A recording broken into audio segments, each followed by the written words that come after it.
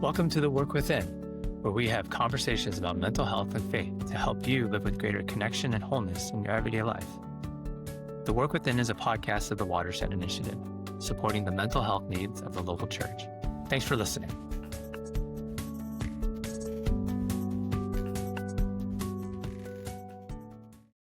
Hi, welcome to The Work Within. I'm your host, John Lynn, and today I'm joined by my co-hosts, Gerda Prevalon and Paul McMullen. Both are seasoned therapists and have had experience working in churches and different ministry contexts, and I'm very excited to have you guys back on the show. So it's good to see y'all today. Thanks, John. Good to see you too. For our final show of 2025, I wanted to do an episode where we discuss some of the most common things that the two of you see when you work with people in counseling. And my hope for that is that we can continue together to do the hard work of normalizing mental health, of normalizing the struggle, and of normalizing the fact that all of us have at least one or two or more areas of our lives where we know that we're not okay. And on this show, we hope that those who are tuning in will know and just hear over and over again that it is okay not to be okay. That doesn't make you weird, doesn't make you defective or less than. It just makes you human, right? That's right. We are all works in progress. So this episode is titled, I'm okay, not really. I'm okay, not really. Because when someone asks you, hey, how are you doing? We know that that's just social banter. They're not really asking us, well, how are you really doing? And so we respond as we probably have been taught and ought to. Yeah, I'm okay. I'm fine. We say something light and banal. I'm good. And then we ask them, how are you doing? And all of this is just part of the dance that we do with people, whether it's at church or at work, at holiday parties and social gatherings. And I was just thinking about it would be a little bit strange, actually, if someone at work asked you, hey, how are you doing today? How's your weekend? And then you just unloaded like all of your marital problems or this deep depression that you're having or this battle with addiction that you're struggling with. Paul, I was thinking about how we were talking one time. I don't know if you remember this, and you asked me how I was doing. And I decided to break from the script a little bit. And I was like, actually, I'm not doing great today. And I can't remember what I said. Or told you, but I do know that I felt safe to share that with you. And you being the well-honed therapist that you are and just a great person, you were like, hey, thank you for being honest, and for your vulnerability. Do you remember that, Paul? I do, and I was glad that you answered that way. And not just because I'm a therapist. It's just once you start going there with people, those answers are refreshing. So I appreciated that. Yeah. And I don't know if we'll touch upon this, but yeah, there's like a time and a place for that too, right? You have to be wise and discerning about who you open up to and how you answer that question when someone asks you. But I thought we would just tee this conversation off with people. When this is being released, we are in the throes or just coming out of the throes of the holiday season. And that can be a really tumultuous time for people, but life just in general can be a very tumultuous thing. And so I wanted to ask you, what would you like to say to someone or to our listeners or those tuning in today? And they resonate with that experience. They resonate with that experience where they're telling people, family, friends, maybe even their spouse, people at work, yeah, I'm okay. Yeah. And they smile, but inwardly they know they're not okay. Inwardly, they know they're not okay. Yeah. That is such a common thing that we all do. Even as therapists, I think sometimes we do that. It's almost like our go-to way to connect with people when we're not fully safe yet, or sometimes it's us not wanting to burden other people with what's really going on with us. And sometimes it's us not wanting people to think we're unstable, right? Um, and sometimes it's fear of not being heard fear of not being dismissed, fear of not being handled with care. So, and I think that that response is a learned behavior that we all have learned, right? Because one of those things that I've shared has happened, you know? It's felt like we've been a burden. It's felt like, we're too much. It felt like we're unstable. One moment we're up, one moment we're down.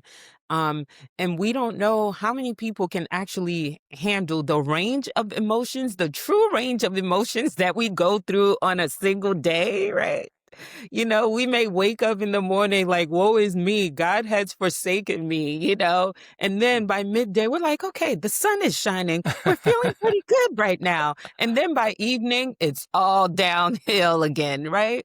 And so we feel unsafe to us, in a sense of, um, the uns the instability of the emotions that we experience, and so we don't want to put that on someone else.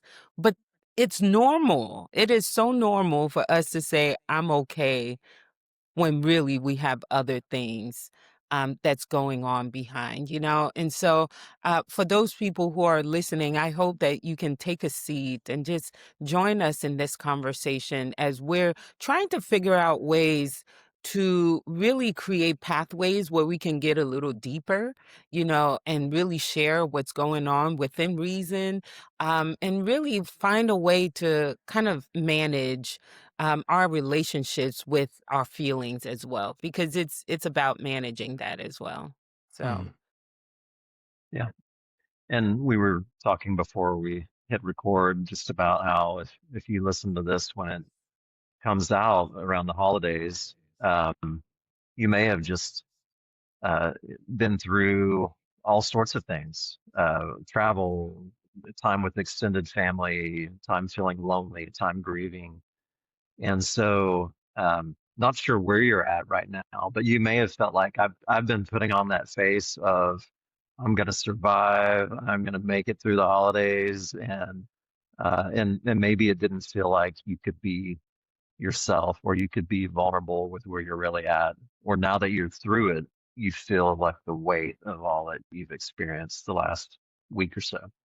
And so we just want to invite you, even in this moment, if you're listening to this episode or watching it, just to feel like you can pause and just reset with yourself and where you're at, and just notice again. We talk about awareness a lot. Notice what you're carrying, how you're feeling, maybe the weight of that is with you, where that's at in your body, and just an invitation that it matters, and this could be a good time just to notice that and start to think about what do I need, and it's okay to have needs. That's part of why we're talking about this today.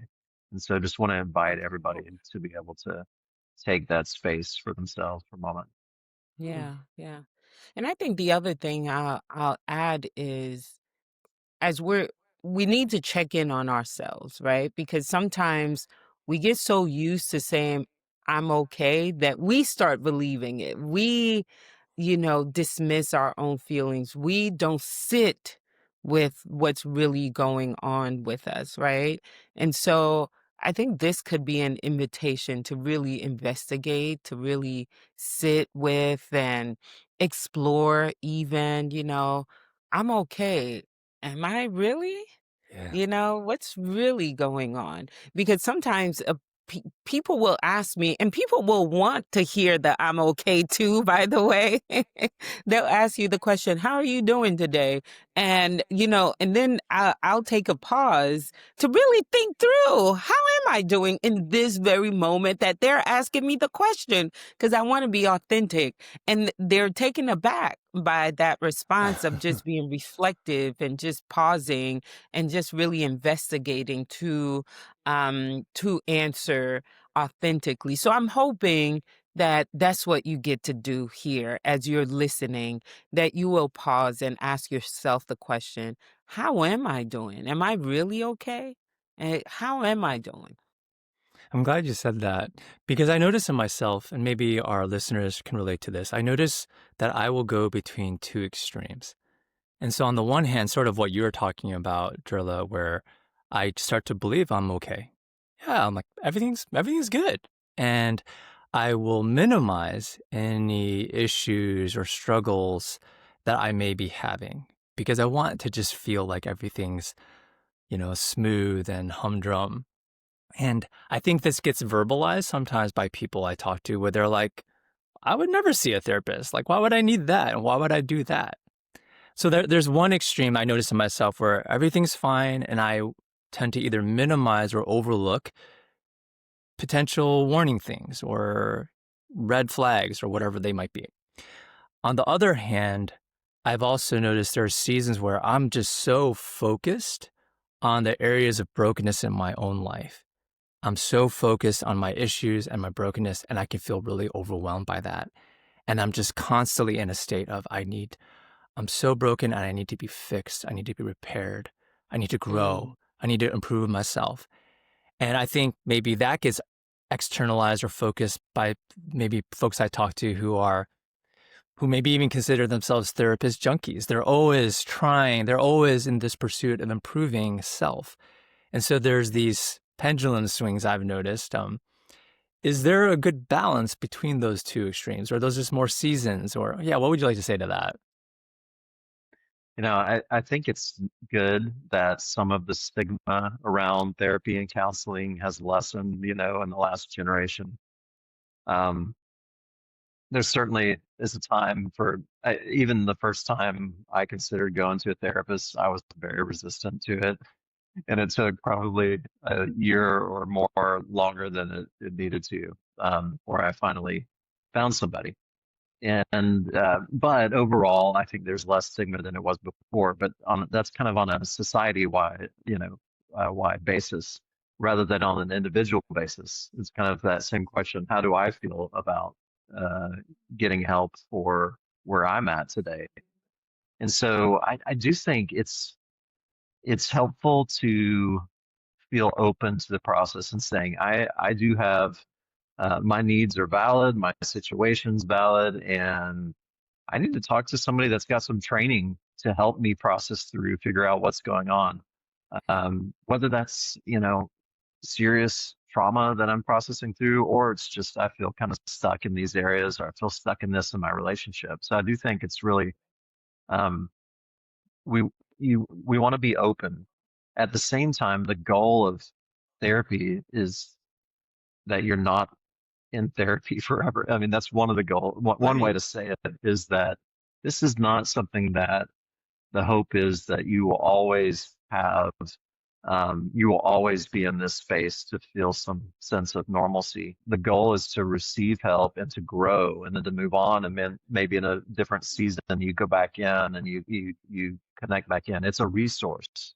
It's a resource among other resources to grow and to develop and to heal as a person. And so, um, I hope that we can think of it as that finding therapy and therapy is not the only avenue to get support and help. It is one avenue that I think is really helpful in our society and culture, and I want people to be open to that. But it's one among other resources for us, and I think as we grow as people, we get to the place maybe we've got people resources in our lives that fit that need as well. So I do think there's a balance, and I get kind of the back and forth that you mentioned, John, but I think there can be a balance.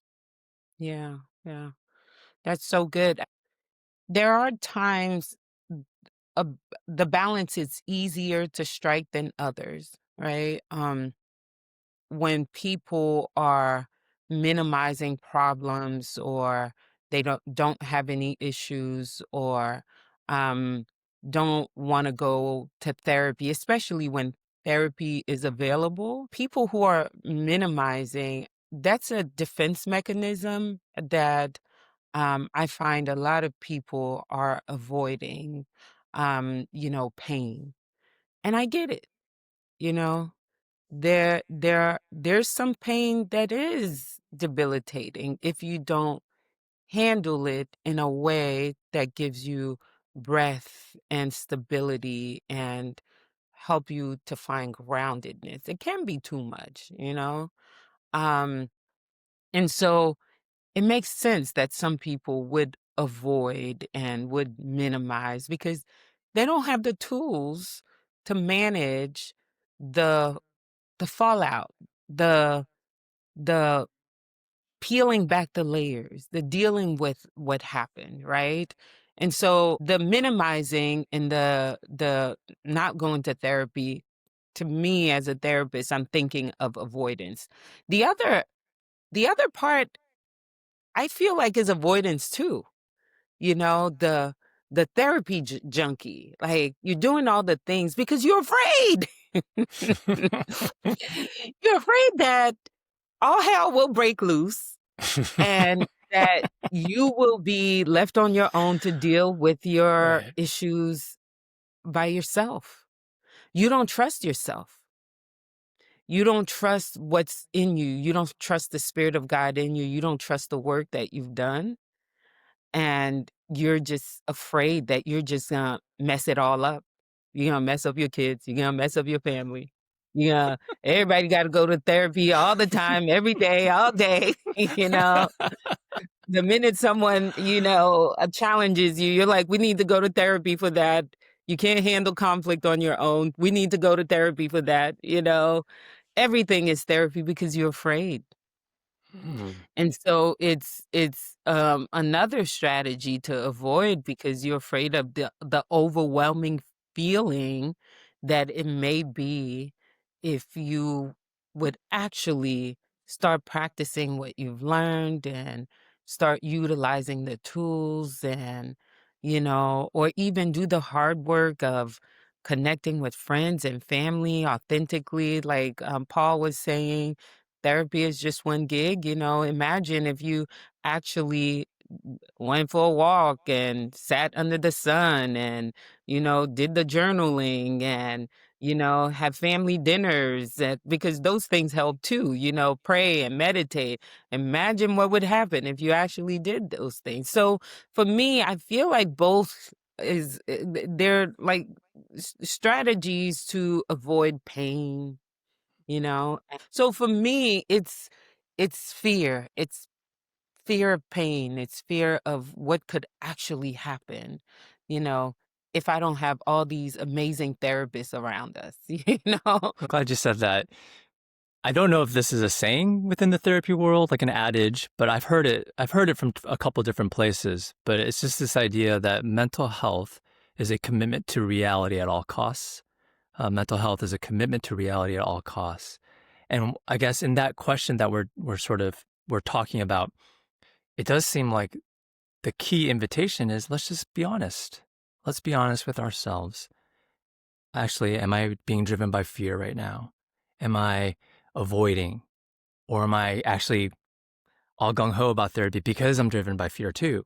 On the other spectrum, I never thought about that in that way. And if we, or maybe the honest truth is actually I'm in a season where I'm good. I've gotten some tools and it's time just to practice them and grow them and develop them. Or maybe I'm in a season where, yeah, I could really use the aid of a third perspective, a safe person, because I don't have enough of that right now. So let's dive into some of the things that people commonly come to you to work on. I think that would be insightful and interesting. Just what are some of the common themes and common issues that you are working with on a day-to-day basis? Yeah, I love the verse in Genesis 2:18. I believe it's about relationships, where God said it's not good for, humans to be alone. And so I believe it's a call for us to be in relationships. It's a reminder that God has hardwired us for relationships. And Yeah. so it also makes sense that most of the issues we'll see in therapy are relationship issues, right? So your greatest area of healing will be in relationships, but your greatest area of pain will also be in relationships. So Hmm. it makes sense that, most of what I see in counseling is relationship issues, marriages, are having a hard time reconciling. Families are having hard issues, generational trauma, um, traumatic things that happened in the past, a lot of grief. People are grieving under everything that we deal with in counseling is that undercurrent of grief and loss. So for me, I feel like those two are like the most glaring right now. I'm sure Paul, you can name some other examples, but for me, I think those two are some of the main common themes that I'm seeing. Of course, they within those two clusters, you'll see some of the anxiety and depression and other things. Yeah, use the word overwhelmed earlier, and I think it's connected to even that quote you said, John, about dealing with reality in life, and it feels overwhelming. And so I see a lot of people that feel overwhelmed, and that can even be that can be part of what keeps people from therapy to say, I'm going to go face that reality. I know I have my own counselor. I don't know if he'll ever listen to this, but there was a week when I was just like, I need to come up with an excuse to skip this week. And I was just thinking, I was thinking about it from the times where people might miss a session with me, and I'm like, why wouldn't they want to meet with me? Like I said, our sessions are great. What's the big deal? But it's overwhelming to face the reality of life, and that can be a lot of what gets us thinking that we really need some help. And usually it does stem from some sort of relationship problem or the lack of relationship or a breakdown in relationship. It could be loneliness. I work with people on, but often that relationship problem opens up some wounds or some themes that are part of a person's life that once we get together, we start to dig into why do I feel so anxious in my relationships? Why do I feel anxious in life? And it leads to that overwhelmed, kind of panicky feeling. Why do I feel shut down? A lot of people feel very defeated in where they're at. Maybe they feel stuck. They feel stuck in their place in life, in their relationships, in their job, and they don't know what to do. We get depressed. Um, we feel we feel all of that caving in, and we just feel like we're walking through quicksand. We're walking through mud. I don't know how to get out of this, and I don't feel the resource. I have the resources. I look around me and I assess where I'm at, and I feel like no one really knows me right now, and I feel alone in what I'm going through. That is it's a hard and sad place to be, and it's a real honor to get to be with people in that space. A lot of times we cope because we feel those things, and so we cope from everything from scrolling continuously on our phone to addictions of alcoholism, pornography addiction, um, all sorts of different ways that people cope with things. And so a lot of times people may not feel like they have an addiction to something, but maybe like, oh yeah, I do cope with life in this way, and I don't feel that great about it. I feel some shame about it. And so we talk about coping mechanisms, but then we talk about where does this come from, and where are the themes in my life where this shows up. And to reference some of our previous podcast episodes, we'll use some internal family systems, we'll use some other methods that help people connect with parts of themselves that feel wounded. But that's a mix, and it does often come from problems in relationship, but it opens up this kind of world of why am I responding to these problems in my life in this way? I do couples therapy. A lot of times in couples therapy, it just feels stuck. We get into the same conflict time and again. And of course, our good brother Lee has written the book on that. But we just get into these cycles, and it just seems like nothing can get us out of it. And I'm guessing again, like if you've just been through the holidays, you've probably seen some of the dysfunctional cycles flare up in your life, and all of us have them, but it's kind of drawing attention to that understanding what's happening um, in these conversations or in our conflicts. Why do we always fight about it? We don't even remember what we fought about, but we always get into the same push pull. So that may be a little bit overkill on the answer, but those are some of the common themes of things that I work with people on in therapy. That's helpful. You mentioned the word overwhelmed, and I wanted to speak to that because it made me think about how facing your stuff, and I feel tempted to swear, like facing your stuff, right? You know what I'm talking about, takes courage because, like you're saying, it can be very overwhelming. And so it's just a lot easier sometimes just to not deal with it. And I think there still can be this prevailing sentiment that, well, if I have to talk to someone, that means I'm weak or I have this need that I'm not able to solve it myself. But actually, I want to say that takes a lot of courage. Some of the people that we get to work with through our nonprofit and that you guys I'm sure you guys would say they are some of the most courageous people that you are meeting because even though the thing that they are dealing with is so hard, so painful, and so overwhelming, they're still willing to go there. And so I felt like I wanted to call that out, that takes a lot of courage. So good for you. Yeah, if you're doing that. Um, Jerly, you mentioned grief so I heard like there's a lot of relationship issues that people come in for, Mhm. which makes so much sense. That becomes the context in which we see our stuff. But I was surprised that you mentioned grief as the second thing that like everyone's dealing with some sort of grief because I don't hear about grief very much. So can you say Mm. more about that? Like what does that look like? Or maybe to those who are listening and they're like, grief, like what do you mean? I don't. Yeah, I think we're constantly grieving. I believe that's something that we all have in common because we live in the in between where life isn't what it should be for most of us, right?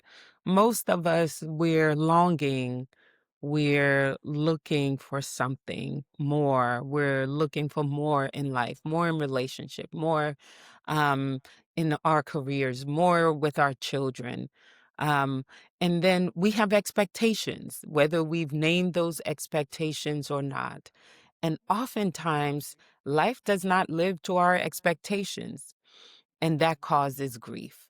And so grief can be, we know about grief from the loss of a loved one or a friend or a family or someone close to us, someone we worked with, but we never really named the losses, the small losses, the loss of not making the type of money that we want, the loss of not having the career that we hope for, the loss of our physical bodies not being able to do what we wanted to do, the loss of, our marriage not panning out the way we had anticipated, the loss of not having children, the loss of not living near family, the loss of not having relationship with families, right? Or the deep relationship that you had hoped, the loss of a friend, you had a fallout. And then, you lost a friend. There's a lot of people who are grieving a church home. They haven't found church or they've lost church. We've been in a season of really contentious political season. There are people who are at odds at each other. And I believe when I watch online, I see a lot of people who are grieving, who are sad, and who are unable to reconcile and to make peace with those losses and the sadness. So I believe we're always constantly holding a lot of losses, and we're all constantly grieving. I mean, grieving. You're the caretaker, the elderly community grieving. Many are not able to drive or are not able to move about the way they used to. So there's layers upon layers of things that go unnamed that we are grieving. And I think those things eat away at us, even if not more, but just as if we lost someone dear to us in our family. So those are the types of losses I was referring Mm. to. And I just want to add to that, if you're listening or watching, and one of the things that Jerla mentioned hits you, and you feel that grief, you're like, oh yeah, I'm carrying some of that grief.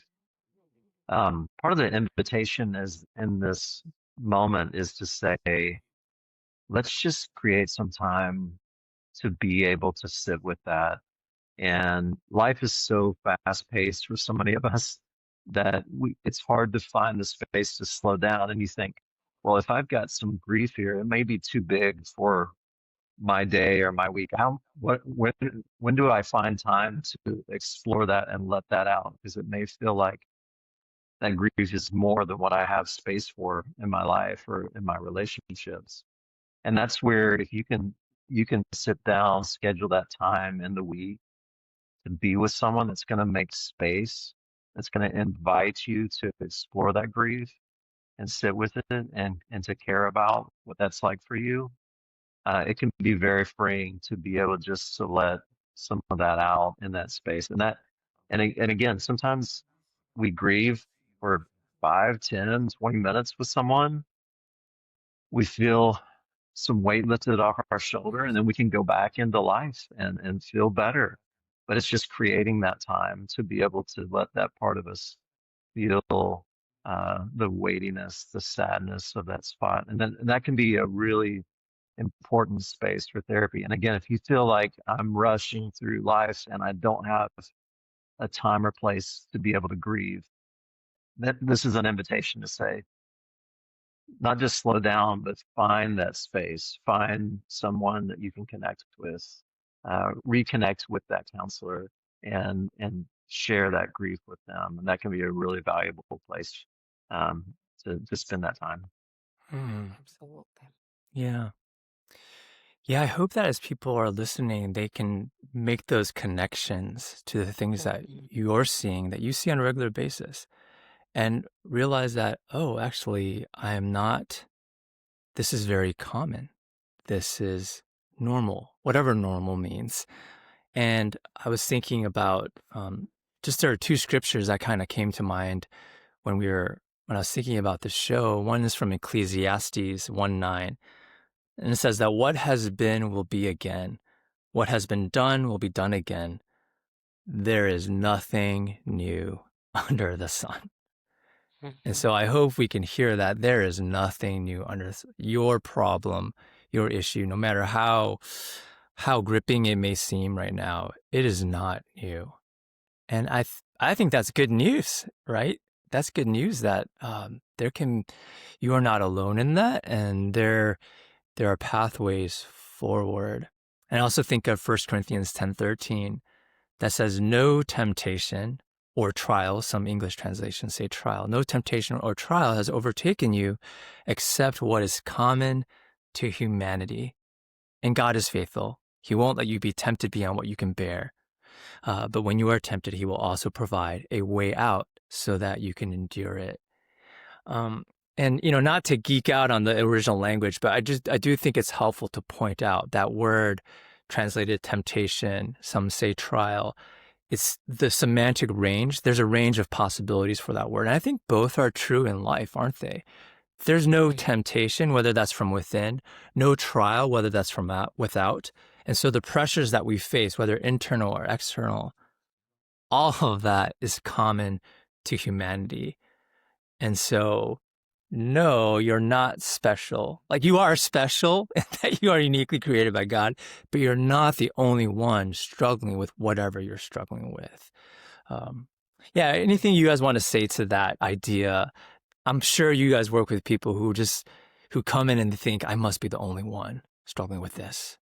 And then you tell them, no. Yeah. Yeah, I'll say to people a lot of times the first time I see them, you have already taken such a huge step. I said, the people that you walked by on the way here, the people that you drove past on the way to get here, they have all got their own thing. They've got their own thing that they're trying to deal with themselves, that they're struggling with. And you're the one that said, I'm going to create space to work on this. And I said, so you've made a huge step there. But part of what I'm doing is just saying, like, everybody you pass on the way to get to here, to this space, they've got their thing, and they may be struggling to have the courage to deal with it. You are being here means that you are taking that step. And so it's true, because it's real. You spend enough time, if you can get real with somebody, everybody's got issues. And if they don't think they have issues, then that's probably the start of one of their bigger issues. So everybody's got issues, and there's something about you work with an experienced therapist like Jurla, and she has heard everything. Nothing that you have done or said or thought, she has not heard before. And so it's gonna be okay. Like, she can take it. And I can take it too. But I mean, that's one of the things when you talk to enough people, we're not shocked by something that you'll say. I'm not saying there's not anything that ever feels that way, but it's okay to say, hey, this is where I'm at, and I feel like it's huge, and I feel like it's ugly and big, and that's okay. Um, we've heard something like it before. We haven't heard the exact same thing. So Yeah. please, share it. Yeah. Yeah. I think one of the things I would share that I've found is helpful, or even a word of encouragement. I think it was John or Paul. One of you said this about just the amount of courage it takes to lean in and do the work. Healing, it takes risks. It really does, but the risks pay off. And what I tell my clients often is that God is so gracious in that He does not cause us or call us to do all the work at one time. It's all about baby steps. It's all about the small, minute steps that you take every single day, right? So that one step may feel risky, it may feel hard, it may feel like, what am I doing? I'm going to make a fool out of myself. But trust me, that one step will lead to another and another and another. And I believe that's where you find your freedom, as well as you're taking those small steps, because you become more bold, more alive. And then you start realizing that we're all scared together. So if I take a bold move, that encourages my brother over there, my sister over there to take another bold move.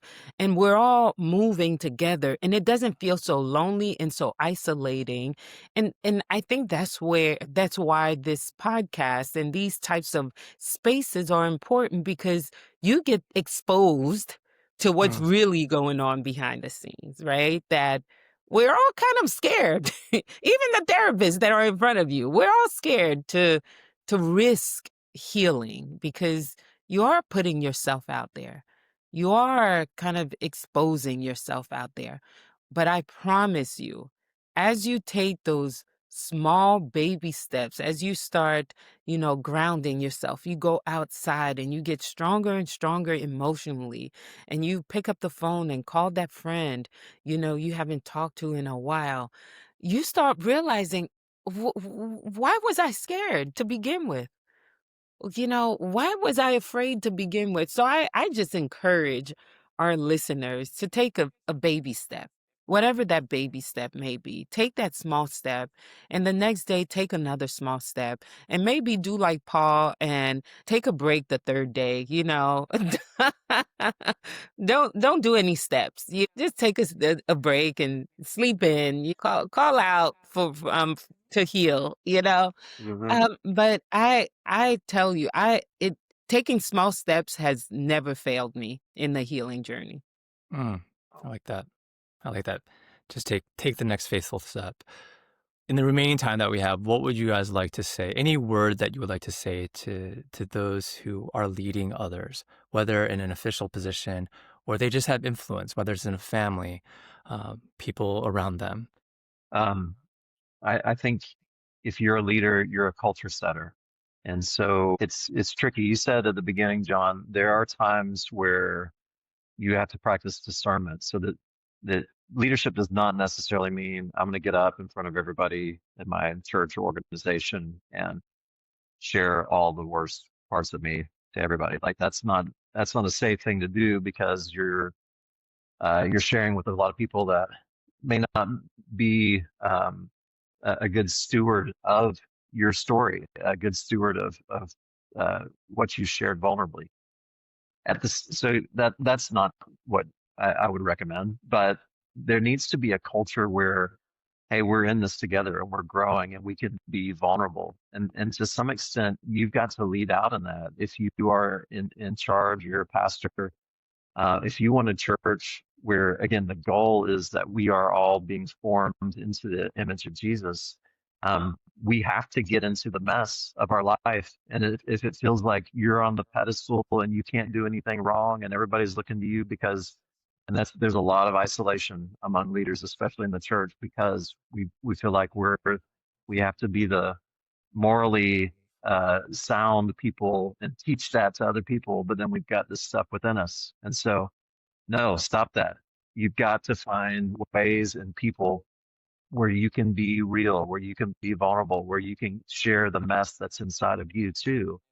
And in doing that and in letting people know that you are accountable in those ways, you're setting culture for your people, that we're all in this together. We're all scared, as Yurla said, and we're all looking to the same one to help set us free and make us more and more like him. And so it's got to be lived out by the leaders, and then inviting people into that continuously. And I think sometimes it's got to be explicitly stated as a value of your church organization about how we want to be together. We want to invite that sort of vulnerability. So I hope that makes sense. Like, lead out in that and find that space, and then just keep inviting others into vulnerability and sharing what they're really wrestling with each other. Yeah, yeah. There's not much I want to add to what Paul just shared, which is beautifully stated. I taught a class, a cohort for pastors and leaders who to be trauma informed. To be trauma informed as a leader means you're doing exactly what Paul just shared. You have to tap into your own healing. Um, as a primary practice in wherever you're leading, whether it be a church or an organization, the people you are leading will follow suit. They will see the fruits of the healing that you are undergoing. They will see the fruits of the healthy behaviors and the healthy habits, the way you show up for them, the way you show up for yourself. They will see the fruits. So it is not something it's not something you can make an option. It's really a priority, something that you as a leader have to prioritize in your life, is to engage in some of those healthy habits and becoming vulnerable. And oftentimes leaders will look at healing or even doing some of the therapeutic work we're talking about as if it's messy or it's a sign of weakness. That is not a sign of weakness at all. It is a sign of strength, because you will have people growing under your leadership who are practicing their own measure of healing and vulnerability in the same way you are. So for leaders, it is imperative for you to do the work, for you to become trauma informed, for you to lean in as well, so that the people you are leading will follow suit. That's a good word. We would love to hear from you. What are you experiencing? What are your thoughts? What are your questions? And if you'd like help finding a therapist, I guess we've talked a lot about that today, maybe more than we typically have. But if you'd like to help finding a therapist, that's a good fit, because that can take a little work to find someone that's a good fit. We would love to help with that. I do want to let you know that listeners of the show can call in, and new clients can get 10% off their first 5 sessions of therapy. And we hope that just helps you take that one little baby step. I do want to say in closing that all of us will go through moments in our lives, and maybe even extended periods of time, where we say we're okay, but we know that the reality underneath is actually quite different. And we hope that you hear that that is common and that is normal. And it can feel overwhelming. But we do believe that you have the courage within yourself. All of us have the courage within ourselves to be able to take that step to pursue healing. And we want you to know that if that is your experience, it doesn't make you weird, doesn't make you less than, it just makes you human. And all of us can benefit from and need relationships and spaces where we can be truly honest, where we can actually say, I'm not okay, and here's why. And so, Jirla, like you said, we hope this podcast and the conversations that we have can contribute in some small way to creating some of those spaces. And we would love the privilege of being able to journey with you. And if you happen to be listening this before the new year, Happy New Year. And so may God go with you, may God bless you, and may God strengthen you to do the work. Thanks for tuning in to The Work Within. We hope this show blessed you in some way. Please subscribe and leave us a review. Your support means a lot to us. Finally, if you're looking for a therapist, we'd love to help. Visit us at www.watershedinitiative.com to get started. For a limited time, new clients can receive 10% off their first 5 sessions of therapy by mentioning The Work Within. Join us again next time.